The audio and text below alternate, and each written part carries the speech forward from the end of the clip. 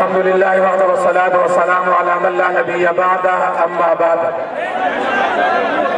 اہل سنت والجماعت کراچی ڈویژن کے زیر اہتمام یکم محرم الحرام کی مناسبت سے مدح صحابہ کا یہ عظیم الشان فقید المثال جلوس اپنے مقررہ جگہ پر موجود ہے۔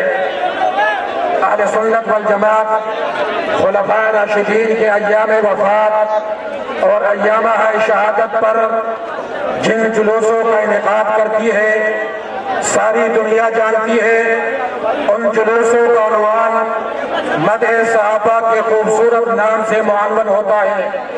مدح صحابہ کا عنوان صرف ہمارے جلوس کا عنوان نہیں، مدح صحابہ کا عنوان صرف ہماری گفتگو کا عنوان نہیں، مدح صحابہ کا عنوان صرف ہمارے جلسوں کا عنوان نہیں، بلکہ مدح صحابہ کا عنوان ہمیں قرآن کے ہر پارے میں نظر آتا ہے۔ مدح صحابہ کا عنوان ہمیں قرآن کی ہر سورت میں نظر آتا ہے۔ مدح صحابہ کا عنوان ہمیں قرآن کی ہر منزل میں نظر آتا ہے۔ مدح صحابہ کا عنوان قرآن کے ہر پارے میں نظر آتا ہے۔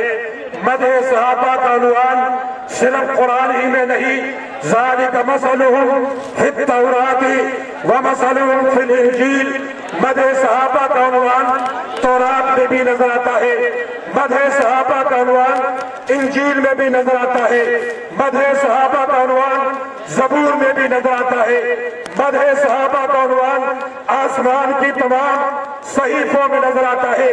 اس لحاظ سے کہنے لگا ہوں مدح صحابہ محض ہمارا عنوان ہی نہیں، بلکہ صحابہ کی مدح ہمارا ایمان ہے، صحابہ کی مدح ہمارا عقیدہ ہے، صحابہ کی مدح ہمارا نظریہ ہے، صحابہ کی مدح ہماری عبادت ہے، صحابہ کی مدح ہماری سوچ ہے، صحابہ کی مدح ہماری فکر ہے، صحابہ کی مدح بندگی کے طور پر عبادت کے طور پر کرتے ہیں۔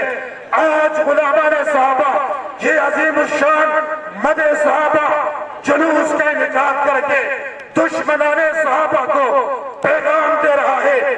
ہم کل بھی صحابہ کی مدح کر رہے تھے، آج بھی صحابہ کی مدح کر رہے ہیں، جب تک زندگی میں جان ہے صحابہ کی مدح کرتے رہیں گے، جیتے جیتے بھی صحابہ کی مدح ہوگی، مرتے مرتے بھی صحابہ کی مدح ہوگی۔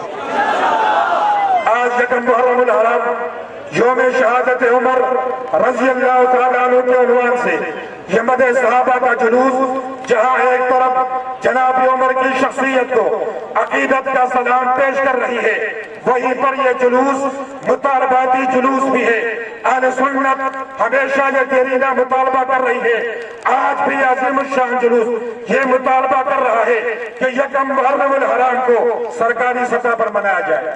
یہ مطالبہ منظور ہے، یہ مطالبہ منظور ہے۔ وآخر دعوانا الحمدللہ۔